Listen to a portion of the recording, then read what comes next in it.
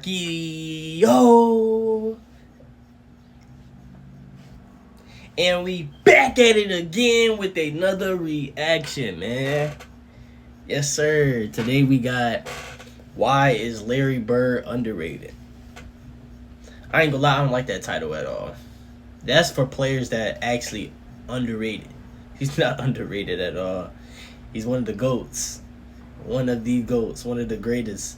You know, somebody that I enjoy watching on this channel. You know what I'm saying? But we're gonna get into that. But before we start this video, man, you already know all the people that's been here. You already know what I'm finna say.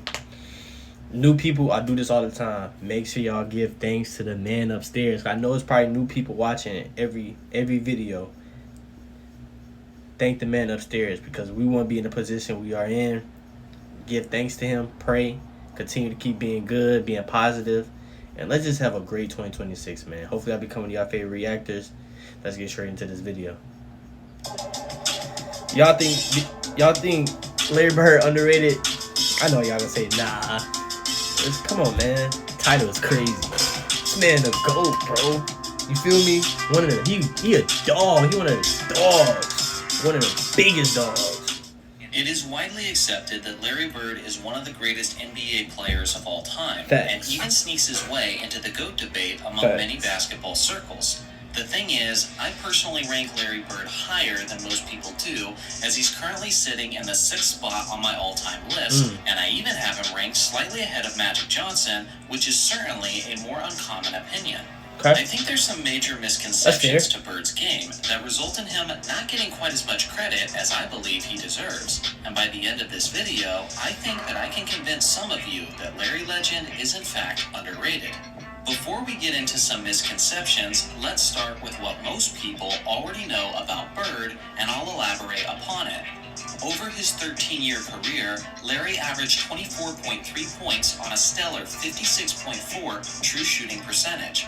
Despite their talent-heavy history, Bird is the Celtics' all-time leading playoff scorer. Really? So whether it was in the regular season or the postseason, he was always an efficient and lethal threat. He was obviously a legendary scorer and an incredibly efficient shooter. Larry is objectively one of the greatest three-point shooters of all time, as he's tied with Craig Hodges for the most three-point contests won in a career with a total of 3. The thing is, wait, he been in Hodges 3-point contests 3 times? participated in a total of 8 3-point competitions, while Bird only participated in a total of 4. So he literally did the same amount of damage as the other all-time leader in half the amount of time. Wow. On top of all of this, you really could make the argument that Bird is the most all-around efficient scorer of NBA history. If that seems like a stretch, then consider this. During some of his prime years, Larry went on a 5-year stretch where he had 50-40-90 percentages. Only 9 players in NBA history have achieved at least one season of 50-40-90 percentages. Yet Larry did it over a 5-year stretch while putting up just about 28, 10, and 7 each night. The only player who has come close to that all-around efficiency over such a long period of time is actually Steve Nash. But the thing is, Nash was never primarily a scorer and averaged roughly half the amount of points that Larry did during his stretch. To efficiently score that many points on that kind of volume of all-around shot attempts is something that no one else has ever done as well as Larry Bird did. Again, maybe some of you didn't know the extent of how lethal Larry was as an all-around efficient scorer, but I do feel like that's probably the most commonly understood aspect of his game. Now for the misconceptions and the details that definitely make Larry an underrated player. There are a lot of people, especially younger basketball fans, who believe that Larry was a subpar defender. This is incredibly inaccurate, as Bird wasn't just a good defensive player, but a great one. Ben said that. As a 6'9" small forward, he definitely had the size and length to frustrate the offensive opponent. Sure, there is the narrative that Larry was a slow and unathletic player, and thus it affected his defensive play. This is true to a certain extent, but it's also grossly exaggerated.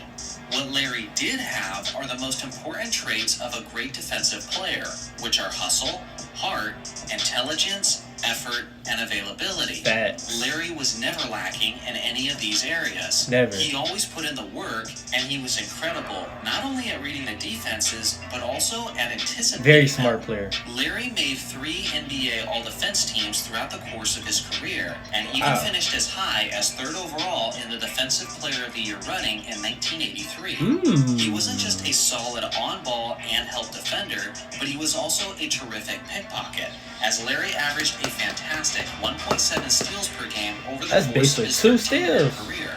His best evening in this area came on February 18, 1985 against the Utah Jazz, when Larry dropped 30 points, 12 rebounds, 10 assists, and 9 steals in only 3 quarters of play. What? Due to them absolutely destroying the Jazz, Bird didn't play a second of the 4th quarter.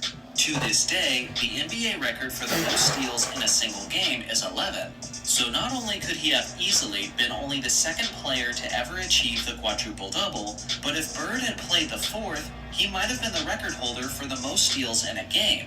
You have to be a great defensive player in order to be in a position to seize that record.